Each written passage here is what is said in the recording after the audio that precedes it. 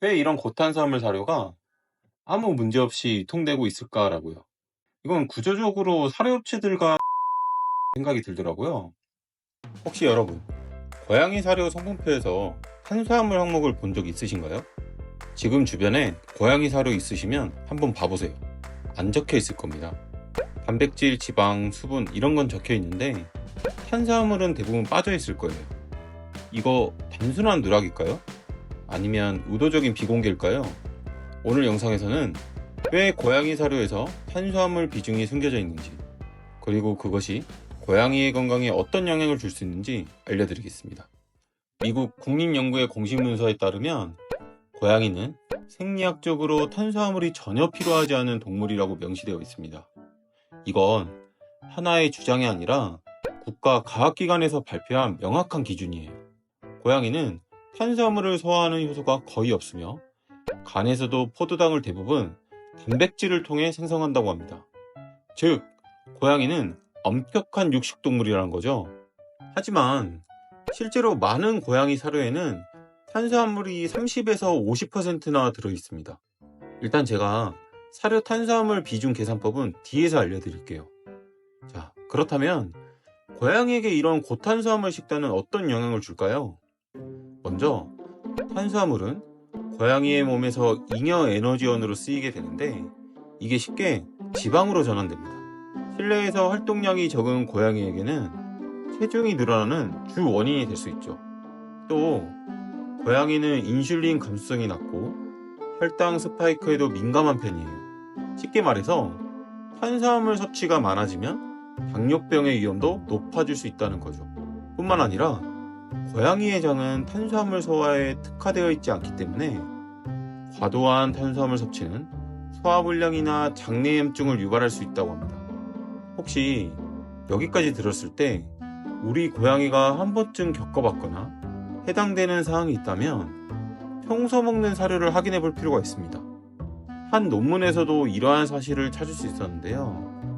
2017년 스위스 치리에 대학교 연구진인 클라우디아 켈러 박사팀이 발표한 논문에 따르면 고양이에게 고탄수화물 식단은 장기적으로 당뇨병의 위험을 증가시킬 수 있다고 경고했습니다.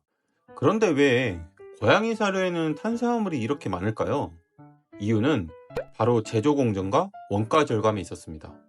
고양이 사료, 특히 건식 사료는 대부분 압출 성형기를 통해 만들어지는데요.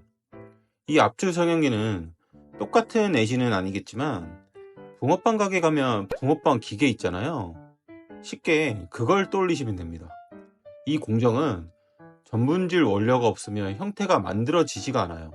그래서 옥수수, 밀, 쌀, 감자 등 값싸고 점성이 강한 원료들이 들어가게 되는 거죠.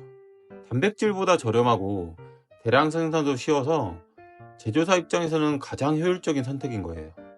결과적으로 고양이의 생리와 무관하게 사료의 절반 가까이가 탄수화물로 채워지는 상황이 벌어지는 거예요.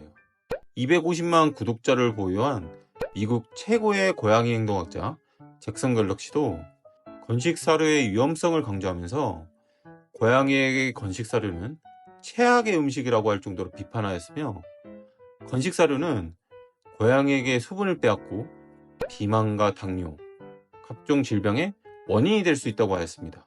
이 영상 시청자들의 댓글 일부를 보았는데요. 고양이 요로결석의 원인이 건사료였다. 건강한 음식과 고기에 돈을 더 써라. 나중에 병원비를 훨씬 절약할 수 있다. 건사료를 평생 먹인 고양이가 갑상선 문제와 신부전증이 있었다 등의 많은 의견이 있었습니다. 여기서 또 하나 중요한 의문이 생기죠. 이렇게 중요한 성분인 탄수화물이 왜 사료 포장지에는 거의 표시되어 있지 않을까요? 그 이유는 간단합니다. 탄수화물은 사료 라벨 표기 의무 대상이 아니기 때문입니다. 미국 사료관리협회 라벨링 가이드에 따르면 사료에 반드시 기재해야 하는 항목은 조단백질, 조지방, 조섬유, 수분, 이 네 가지만 법적 필수 표기 대상이며 탄수화물은 제외되어 있습니다.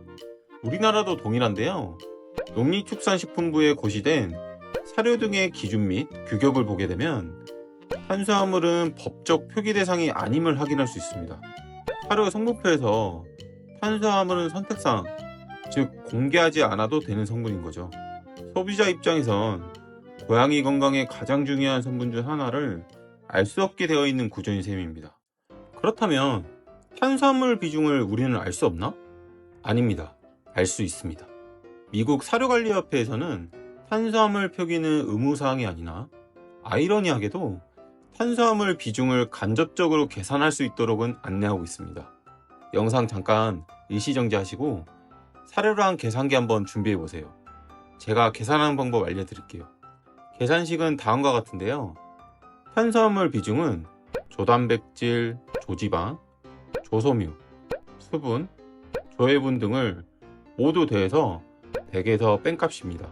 예를 들어 조단백질이 30, 조지방이 15, 조섬유가 3, 수분이 10, 조해분이 7이라면 이들을 모두 더한 값은 65%가 되고, 이것을 100에서 빼면 탄수화물 비중은 35%가 나오게 됩니다. 이렇게 직접 계산해 보시면 여러분이 급여하던 사료의 탄수화물 함량이 생각보다 높다는 걸 알게 되실 수 있습니다. 제가 이 영상을 준비하면서 이런 의문도 들더라고요. 고탄수화물이 고양이한테 안 좋다고 하는데 왜 이런 고탄수화물 사료가 아무 문제 없이 유통되고 있을까라고요. 제가 개인적으로 생각해 봤는데 이건 구조적으로 사료업체들과 이익이 연관되어 있을 수밖에 없다는 생각이 들더라고요. 앞에서 설명드렸듯이 건식 사료에는 탄수화물의 원인인 전분유가 들어갈 수밖에 없고, 그 탄수화물 비중을 낮추려면 원가가 비싸지니까 탄수화물 표시를 안 하는 것이 오히려 업체 입장에서는 유리하다는 생각이 들더라고요. 또 의무사항이 아닌데 탄수화물 비중을 굳이 구태여 성분표에 넣을 필요도 없는 거죠. 제가 영상에서는 특정 제품을 올릴 수는 없지만 시청자분들도 조금만 검색해보면 아실 수 있을 거예요. 심지어 어떤 일부 제품은 일반 사료뿐만 아니라 처방용 사료도 같이 파는 것을 확인할 수 있을 거예요. 저는 정말 아이러니했습니다. 고탄수화물 사료의 위험성이 있으면서 그것을 치료하기 위한 사료가 일반 사료와 같이 있는 형태인 거예요. 이게 100% 원인과 결과로 이어진다고 말할 수는 없지만 탄수화물이 많은 사료로 인해 질병이 걸리면 처방용, 그러니까 치료용 사료를 또 파는 구조인 거예요. 물론 일부 제품은 건식 사료임에도 불구하고 탄수화물 비중이 현저히 낮은 제품도 있었어요.